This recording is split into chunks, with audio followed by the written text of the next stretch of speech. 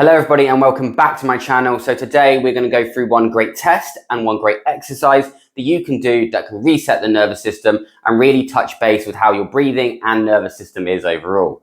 Quite often we find ourselves in a fight or flight mode if we score very poorly in this test, and there is an exercise that we can do which requires no additional equipment, no additional time in your day. It can be done as you're walking to work, if you're going between, whilst you're at work, whilst you're sat at home, whilst you're on the sofa. Great exercise, very flexible, don't have to go anywhere to do it. So we're going to go through these two things because I think it's very important to cover how we can look at our nervous system and our breathing and how we can touch base with it in a very low maintenance way, and understand where we're at in terms of, are we in a fight or flight mode? Are we nice and relaxed? And how can we move between these states?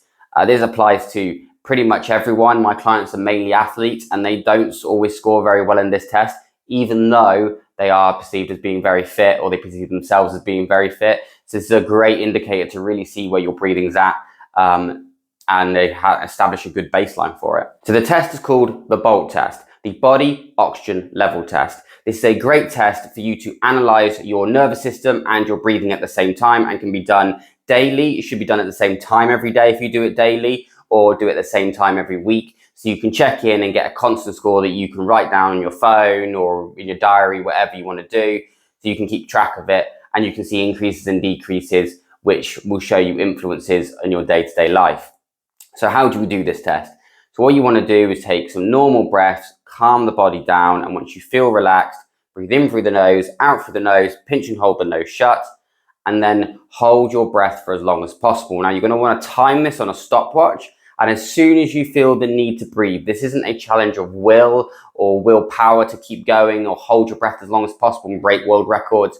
This is as soon as you feel the need to breathe.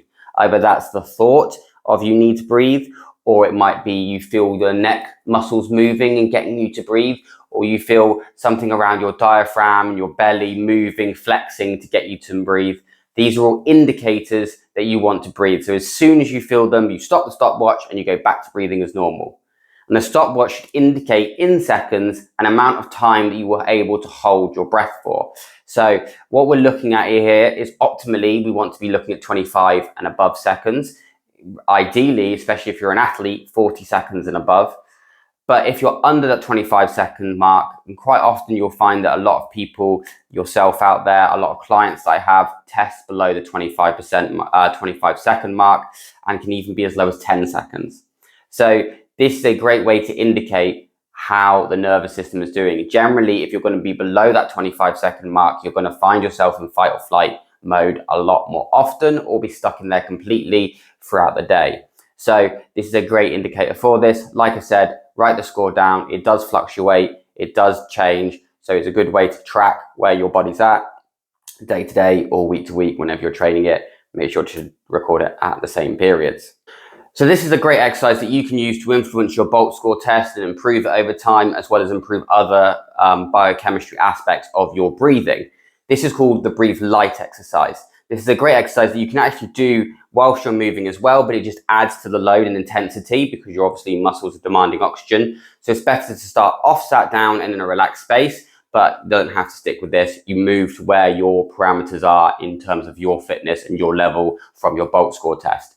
So the Breathe Light exercise is a very simple exercise, but very effective in influencing things like the biochemistry of your body.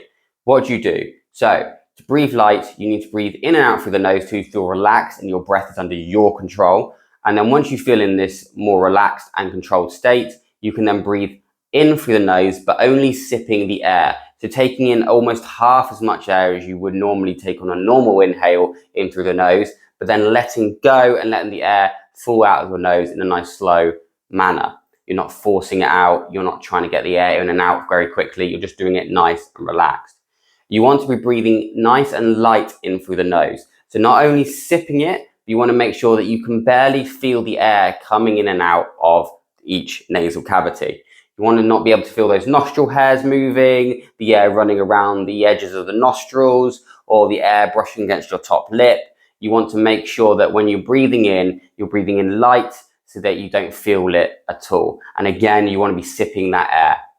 You also want to make sure that you're breathing light in terms of sound. So the person next to you can't hear you breathing in and out through your nose. Now, this is obviously changes for many different people, especially if you're new to nasal breathing, then quite often the demand you're putting in can make you sound a lot more. So you can hear the breath, you can hear you sucking in the air because you need to get the air in. So you want to make sure you're breathing so light that they can't hear you, that you can't feel it on your lips, nostrils, nose, nostril hairs, and that you're only sipping half as much of air in as you normally would. Now, this is going to create an air hunger in a short period because you're obviously not taking in as much oxygen as you would have done before.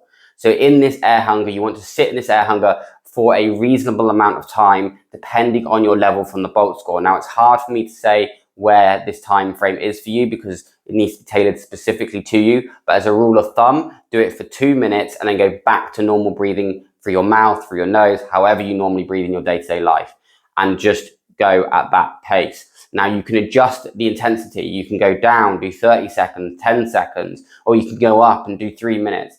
It just depends on your level. I can't tell you what that level is. I can't indicate that through this YouTube video, but there is a level for that. And if you want me to reach out to me, then we can do some coaching around what that level may be for you to better understand. But this is a great way to readjust the biochemistry aspect, which will affect your Bolt score, which will then affect your nervous system and hopefully get you more into that relaxed state or shift from a fight or flight into a relaxed state. So this is a great way to test and also a great exercise to do to influence better results in your breathing and your day-to-day life.